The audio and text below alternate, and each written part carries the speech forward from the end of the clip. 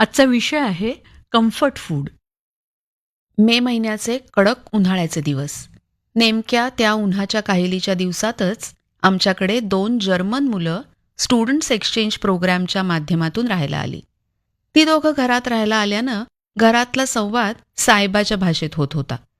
त्यांना येऊन 1-2 दिवस झाल्यावर ठाणे दर्शन, मुंबई दर्शन बरोबरच बॉलिवूड आणि भारतीय खाद्य संस्कृतीचीही मी त्यांना ओळख करून द्यायला लागले. मदतीला सीझनचा आंबा होताच, पण मग भेळपुरी, डोसा, रस्समवडा, छोले भटुरे, ढोकळा त्यांच्यासाठी रोज काही ना काही नवीन करत होते.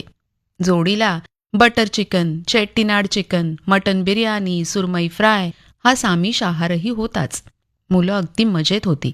रोज संध्याकाळी घरी आल्यावर, स्वाती, आज काय खास केलंय जेवायला आमच्यासाठी, असं उत्साहात विचारत होती. नवनवीन गोष्टी अनुभवत होती. त्यांना येऊन 15-20 दिवस झाल्यावर सहज माझ्या मनात विचार आला, ही मुलं घरापासून लांब, अगदी वेगळ्या वातावरणात राहत आहेत. कानावर पडणारी भाषा न समजणारी, पानात पडणारं जेवण अनोळखी. यांना थोडं अधिक मोकळं, घरच्यासारखं वाटण्यासाठी काहीतरी करायला हवं. मग काय, तर मनाचा रस्ता जातो पोटाकडूनच ना. म्हणून मी रात्री जेवण झाल्यावर स्क्रॅबल खेळताना त्यांना विचारलं, लिओनी, ॲलेक्स, तुम्हा दोघांचं कम्फर्ट फूड कोणतं? म्हणजे तुम्हाला समाधान देणारे पदार्थ कोणते रे? किंवा तुम्हाला घराची आठवण झाली की काय खावंसं वाटतं? माझा प्रश्न ऐकल्यावर दोघं एकमेकांकडे बघायला लागले. मला वाटलं आता ब्रातवुर्स्ट, करीवुर्स्ट, श्निट्झेल असं काहीतरी उत्तर येईल, पण दोघंही विचारात पडले होते. स्वाती, असा एखादा खास पदार्थ आठवत नाही की जो तू म्हणतेस तसा प्रवासातून घरी पोचल्यावर खावासा वाटतो.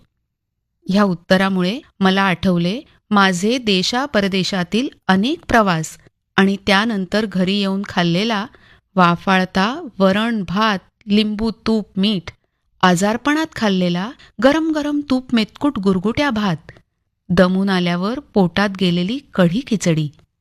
पण ह्या मुलांना नेमका असा कोणताच पदार्थ सांगता येत नव्हता.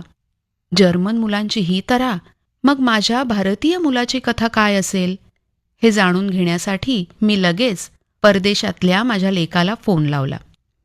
आणि माझ्यासाठी धक्कादायक गोष्ट म्हणजे त्यालाही ह्याचं उत्तर देता येईना. आई, काय काय खायला आवडतं याची यादी देऊ शकतो ग, पण समाधान देणारा, तृप्ती देणारा पदार्थ काय सांगू, काहीतरीच असतं तुझं, असं म्हणत माझ्या हातच्या किंवा काही ठराविक रेस्टॉरंट्सच्या काही डिशेस, काही विशिष्ट ठेल्यांवरचे चाट तो एकामागून एक सांगत गेला. पण हे काही माझ्या प्रश्नाचं उत्तर नव्हतंच.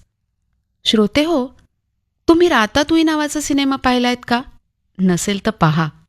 त्या सिनेमातल्या अन्न समीक्षक असलेल्या म्हणजे फूड क्रिटिक असलेल्या आंतोनला माझ्या प्रश्नाचं नेमकं उत्तर सापडलंय.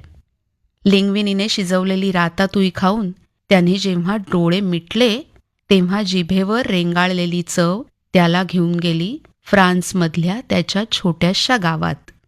त्या चवीने त्याला आठवण करून दिली त्याच्या लहानपणाची. तृप्ती, समाधान या भावना अन्नाबरोबर जोडण्यासाठी कदाचित आठवणींचं आणि अनुभवांचं पोतडं खचाखच भरायला लागतं. अनेक पावसाळे जायला लागतात. बहुधा तोवर तरी कम्फर्ट फूड म्हणजे काय या प्रश्नाचं उत्तर ह्या मुलामुलींना देता येणार नाही. तो दिवस येईपर्यंत pizza, pasta, noodles, tandoori, burger, chaat आणि बरंच काही जे जे त्यांच्या आवडीचं ते त्यांना सुखाने मिळो. Comfort food. स्वाती दिवेकर यांचे विचार आत्ताच आपण ऐकले चिंतन या कार्यक्रमामध्ये. या कार्यक्रमाला निर्मिती सहाय्य केलं होतं अंजली रोडत यांनी आणि सादरकर्त्या होत्या ज्योत्स्ना केतकर.